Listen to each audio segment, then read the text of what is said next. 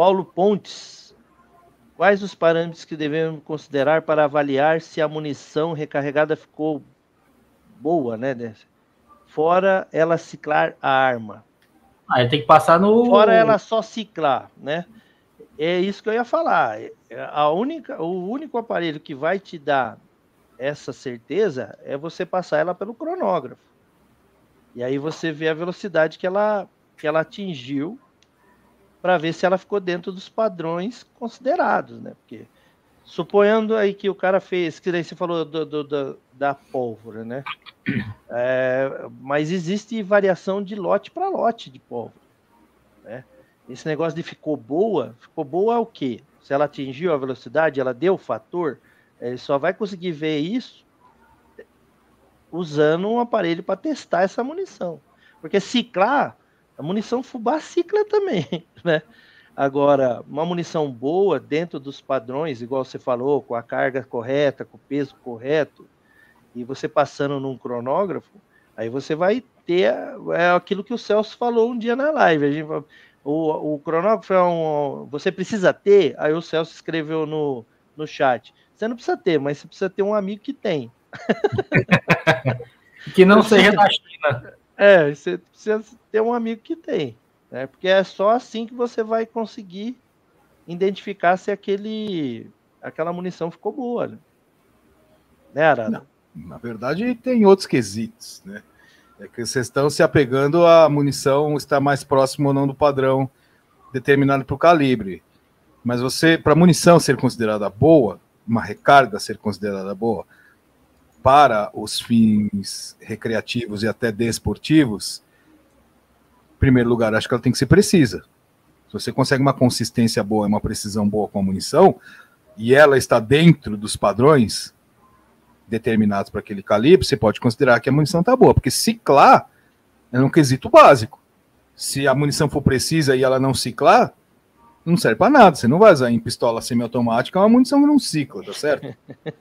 Mesmo que ela seja precisa, você manobrando uma a uma, aí você teve uma puta...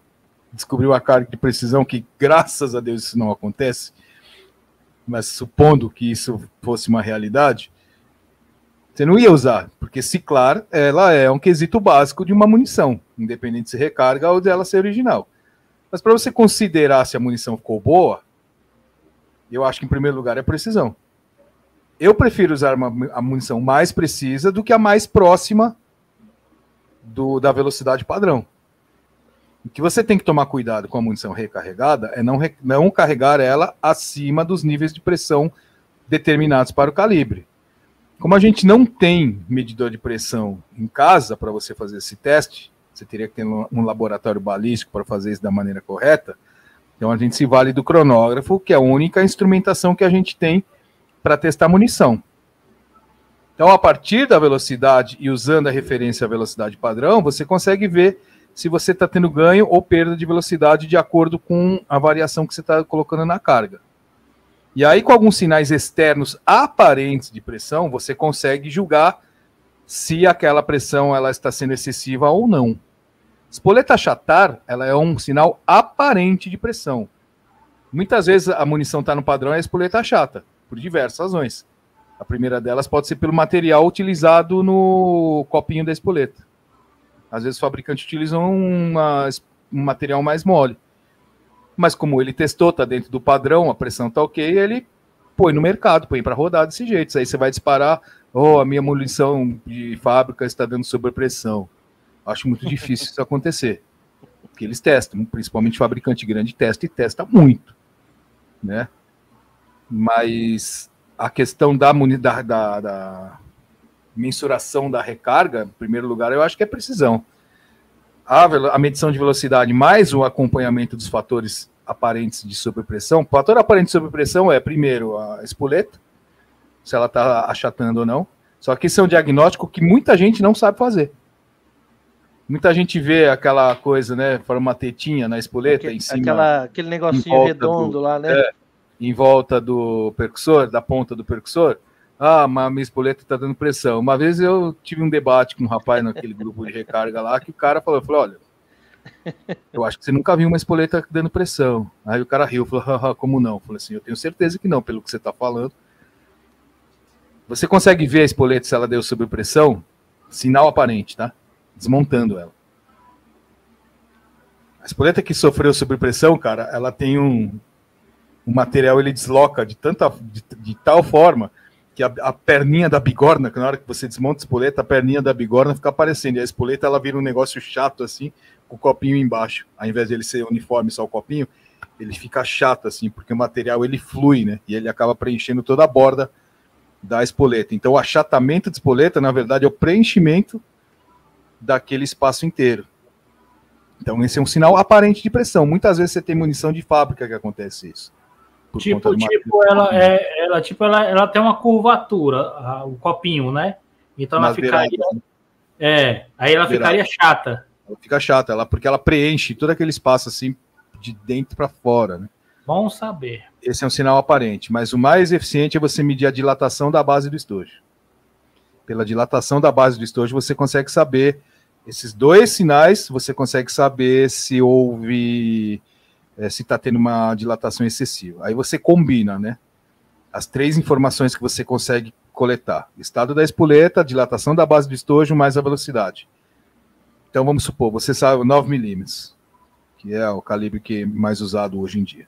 Então, se tem a munição padrão de 124 grains, é esperado que essa munição num cano de serviço, 4,5 polegadas, 5,5 polegadas, ela tem que ir a pelo menos 1.150 pés por segundo.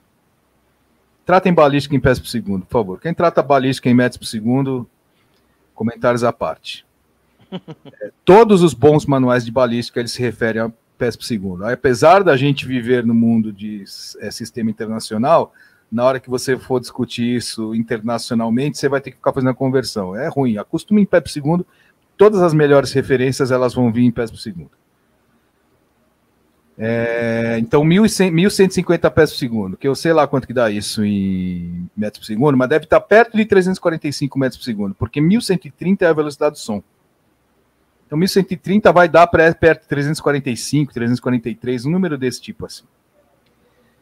Então, você tem essa referência.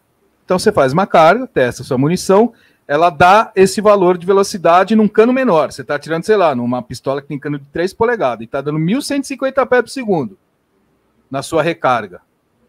Aí você fica contente, né? Falou, porra, eu tô conseguindo uma velocidade padrão por a munição de 9 milímetros que seria num cano grande, só que num cano pequeno da minha arma.